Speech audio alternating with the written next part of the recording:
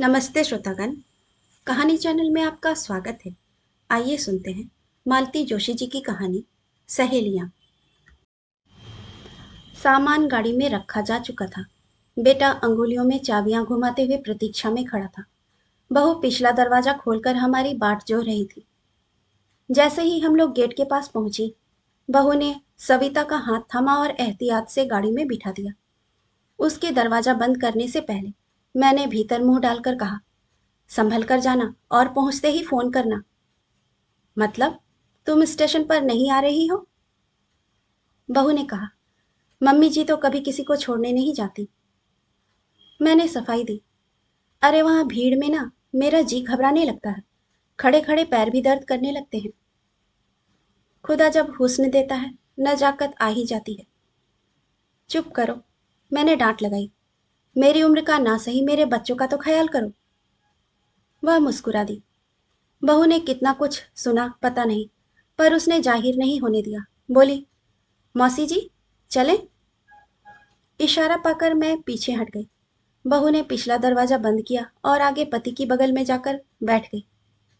बेटे ने गाड़ी स्टार्ट की। हम लोगों ने हाथ हिलाए और गाड़ी ने रफ्तार पकड़ ली। कुछ ही क्षणों में वह नजरों से ओझल हो गई। भीतर आकर मैंने गेट बंद किया और एक लंबी सांस ली। निश्चय ही यह प्रिय सखी के बिछोह में निकला उच्छ्वास नहीं था। यह छुटकारे की, राहत की सांस थी। पिछले 8 दिनों से मेरे प्राण अधर में अटके हुए थे। हरदम यह खटका बना रहता था कि अब कुछ हुआ ही समझो। पर ईश्वर की कृपा से सप्ताह राजी खुशी बीत गया। सखी सानंद विदा हो गई।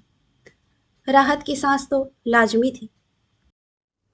सबको आश्चर्य होता है, कभी कभी तो खुद मुझे भी हैरत होती है कि हमारी दोस्ती आखिर इतने दिनों निभ कैसे गई। हम दोनों के स्वभाव में दो ध्रुवों का अंतर है। परिस्थितियां तो हमेशा भिन्न ही थी, पर इससे हमारी दोस्ती में कोई फर्क नहीं आया। कक्षा 5वीं से लेकर बीए तक हमारी दांत काटी रोटी थी। बीए के बाद मेरी शादी हो गई। सविता शादी के इंतजार में पढ़ती रही, डिग्रियां जुटाती रही।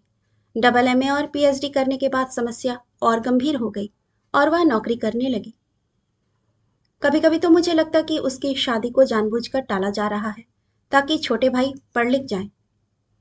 अनुरूप दूल्हे की प्रतीक्षा में उसकी उम्र बढ़ती चली गई। अंततोगत्वा शादी हुई भी तो ऐसे व्यक्ति से जो उससे हर बात में 19 था। लेकिन उस शख्स की हमेशा यह कोशिश रही कि सविता अपने आप को 20 न समझे। उसका घर वालों ने भी इस अभियान में पूरा सहयोग दिया। बेचारी सविता, उसका जीवन जैसे नर्क बन गया था। जब भी मिलती यही कहती, इससे तो मैं बिन ब्याही भली थी। माँ बाप को कोसती कि अपना बोझ हल्का करने के लिए उन्होंने मुझे कुएं में ढकेल दिया है। यूं देखा जाए तो वह बोझ नहीं थी, अच्छा खासा कमा रही थी। पर इसी बात को लेकर नाते रिश्तेदार, अड़ोसी पड़ोसी, माता पिता को कोसते थे। तो उन्होंने जैसा लड़का मिला उसी के साथ इसकी गांठ बांध दी। शादी की फलश्रुति कुछ भी नहीं हुई। निसंतान होने का उसे मलाल भी नहीं था। कहती, ऐसे व्यक्ति की संतान को मैं कभी प्यार नहीं कर सकती। 15 साल तक अनेक मानसिक प्रताड़नाएं झेलने के बाद उसके वैवाहिक जीवन की इतिश्री हुई। उसके पति की मृत्यु के बाद मैं मिलने गई थी। बोली, दूसरों के सामने मुझे नाटक करना पड़ता है, पर तुमसे झूठ नहीं बोलूंगी। इतने सालों से घुट घुट कर जी रही हूं मैं। अब लगता है कि खुलकर सांस ले सकूंगी। महीना सवा महीना होते ही उसने परिवार वालों को बाहर का रास्ता दिखा दिया। मकान सरकारी था, उसके नाम पर था। घर छोड़ने के अलावा घर वालों के सामने दूसरा रास्ता ही न था। उसके बाद वह फिर से साल में एक आध बार मेरे यहाँ आने लगी। हम लोग खूब मौज मस्ती करते। कहती, तुम्हारे यहाँ आकर मेरी बैटरी चार्ज हो जाती है। पिछले वर्ष जब मुझ पर वज्रपात हुआ तो वह दौड़ी आई थी। मुझे गले लगाकर बोली थी, अनु, ईश्वर के आगे किसी का वश नहीं चलता। पर यह तो सोचो, तुम्हारे पास कितनी मधुर यादें हैं। तुम तो उन्हीं के सहारे पूरी जिंदगी काट सकती हो। पर मुझे देखो, मैं तो एकदम कंगाल हूं, फिर भी जी रही हूं। सुनकर मेरा मन भर आया था। दुख की भी कितनी जातियां होती हैं। खुदा जब हुस्न देता है वाला जुमला देर तक जेहन में गूंजता रहा। कई बार समझ में ही नहीं आता कि वह तारीफ कर रही है, मजाक कर रही है या व्यंग कर रही है। तारीफ करना तो खैर उसकी फितरत में ही नहीं है। व्यंग की संभावना ही ज्यादा नजर आती थी। मेरे पास वह अक्सर आकर ठहरती रही है, इसीलिए उसकी बातें अब मेरी आदत में शुमार हो चुकी है। मुझे उसने कभी क्लीन चिट नहीं दी। मेरी रसोई से लेकर मेरे बगीचे तक सब में वह सैकड़ों खामियां निकालती थी, तरह तरह के सुझाव देती थी।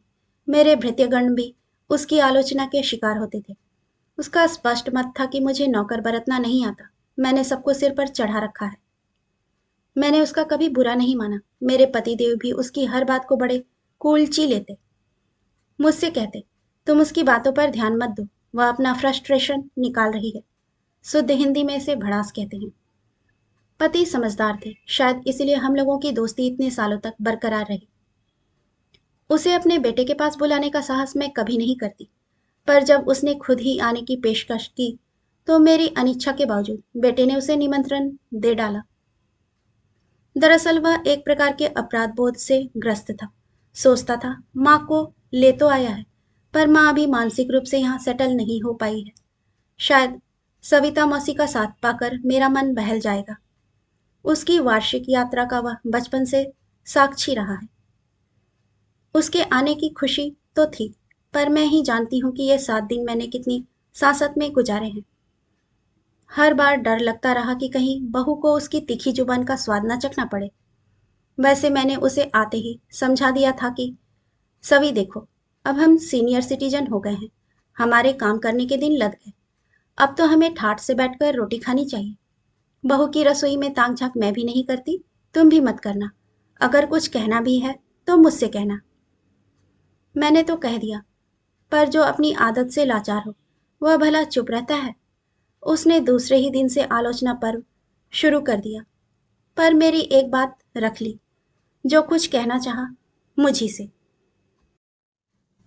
ये तुम्हारी बहू जिम क्यों जाती है? उससे कहो झाड़ू पोछा किया करे, फिट रहेगी।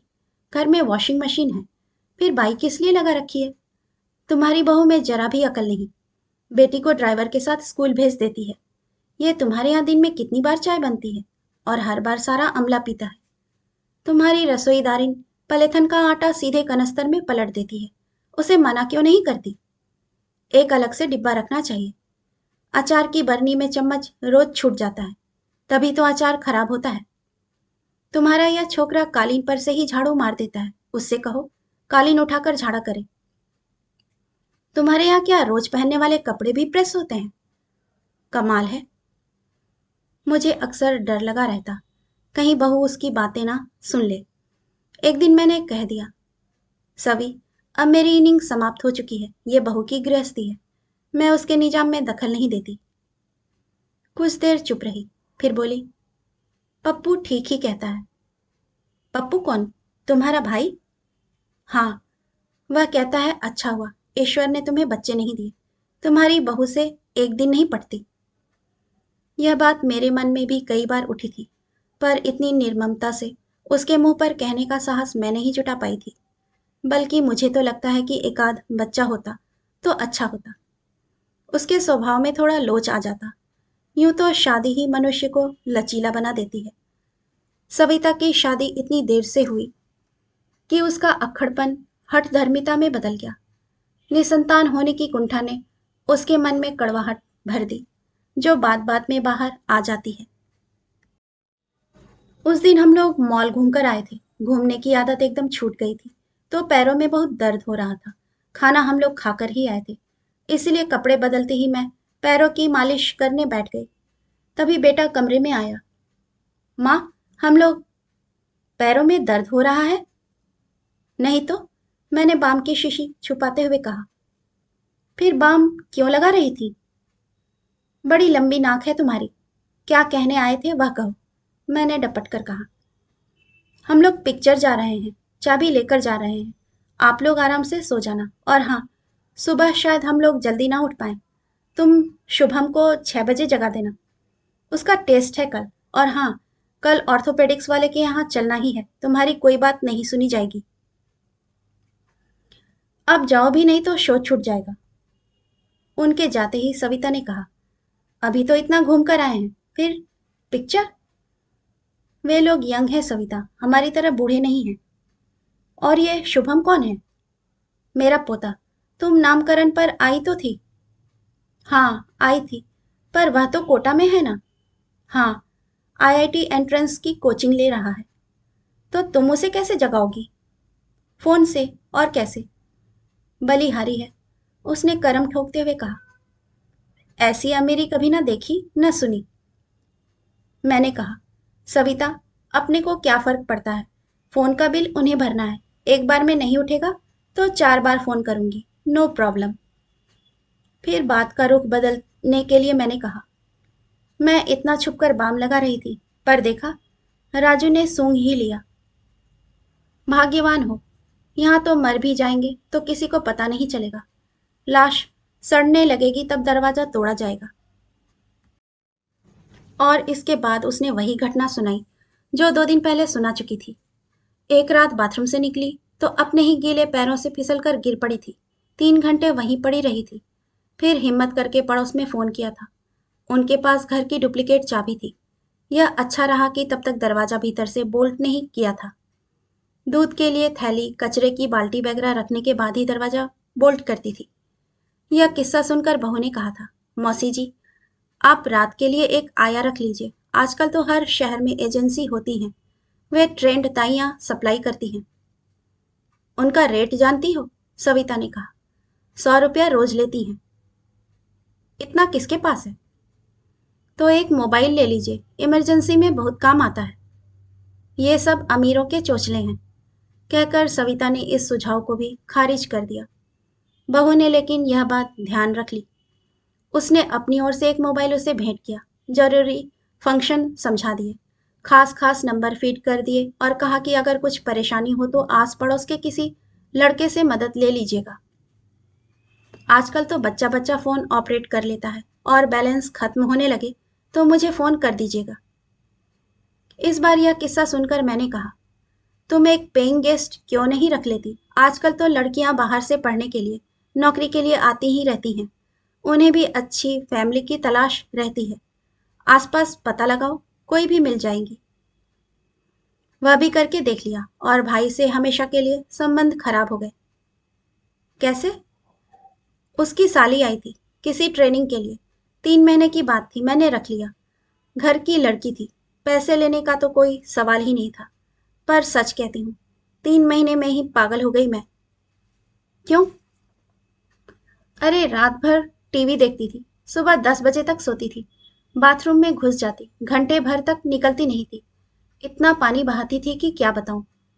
खुद का बिस्तर भी नहीं लगाती थी, चाय पीकर का प्लेट वहीं छोड़ देती थी, खाना खाकर थाली सरका देती थी, जैसे मैं कोई नौकरानी हूँ।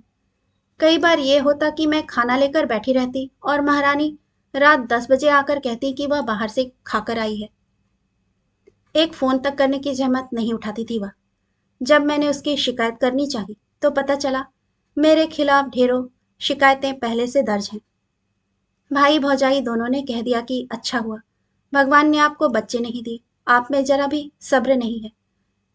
मेरे लिए तो गुनाह बेलज्जत वाली बात हो गई। पैसा तो मिला नहीं, बुराई और गले पड़ गई।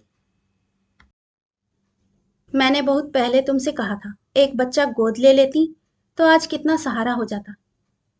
क्या पता सहारा होता कि मुसीबत होता। अपने आसपास देखती हूँ ना, पेट जाए बच्चों का तो भरोसा नहीं रहा। तुम एक भाग्यशाली अपवाद हो तो बात छोड़ दो, पर जमाने में यही हो रहा है। बच्चे सगे माँ बाप को नहीं पूछते। वो किराए की संतान मुझे क्या सहारा देती? वैसे भी जब बच्चे पालने की उम्र थी तब सास ने बाहर से बच्चा लेने नहीं दिया। बोली, घर में इतने बच्चे तो हैं, इन्हीं में से एक ले ले। तो ले लेती ना। किसे लेती? एक का बच्चा लेती तो 4 के मुंह फुल जाते। सबके सब तो घात लगाए बैठे थे, जैसे कोई हमारे पास करोड़ों की जायदाद हो। उसकी बात सुनकर मैं सोच में पड़ गई। मेरे पास कोई जवाब ही नहीं था। मुझे यूं विचार मग्न देखकर वह हंसती। मेरी फिक्र मत करो यार, अपने राम तो अकेले ही अच्छे हैं, नो प्रॉब्लम। बच्चे जब स्टेशन से लौटे तो मैं सोफे पर ही ध्यान मग्न बैठी मिली। अरे माँ, आप यहाँ क्यों बैठी हो? आज टीवी भी नहीं लगाया? मन ही नहीं हुआ। अच्छा, उसे ठीक से बिठा दिया ना, जगह अच्छे से मिल गई थी ना। कैसी बात करती हो माँ? रिजर्वेशन था तो जगह मिलनी ही थी। यह तो मैं भी जानती हूँ, पर एक आदत है ना टेंशन लेने की। बेटा तो कपड़े बदलने चला गया। बहू मेरे पास आकर बैठ गई, बोली, मौसी जी बहुत सेंटी हो रही थी। मतलब? बहुत भावुक हो रही थी। मैंने कहा कि मौसी जी फिर से आइएगा, जल्दी आइएगा, और बहुत दिनों के लिए आइएगा। तो बोली, जरूर आऊंगी बेटा, इतने प्यार से मुझे बुलाने वाले लोग ही कितने हैं। इन्होंने कहा, मौसी अपना ख्याल रखना। तो बोली, बेटा मैं तो बड़ी सख्त जान हूँ, आंधी पानी धूल धक्कड़ सब सह जाती हूँ, पर तुम अपनी माँ का ख्याल रखना। तुम्हारे पिता ने उसे फूल की तरह सहेजा, उसे जरा भी कष्ट मत होने देना। सुनकर मन कैसा तो हो आया। मैंने कहा, शुचिता, तुम हमेशा कहती हो ना कि इतने विपरीत स्वभाव के बावजूद आपकी दोस्ती कैसे है। तो ये तुम्हारे प्रश्न का उत्तर है। तुमने नारियल देखा है ना, उसके कठोर कवच को, भीतर कितनी मिठास निकलती है। बस यही समझ लो कि उस खुरदरे आवरण के नीचे भी एक प्यार भरा दिल धड़कता है। प्यार की भी कई जातियां होती हैं। कहानी सुनने के लिए आपका धन्यवाद।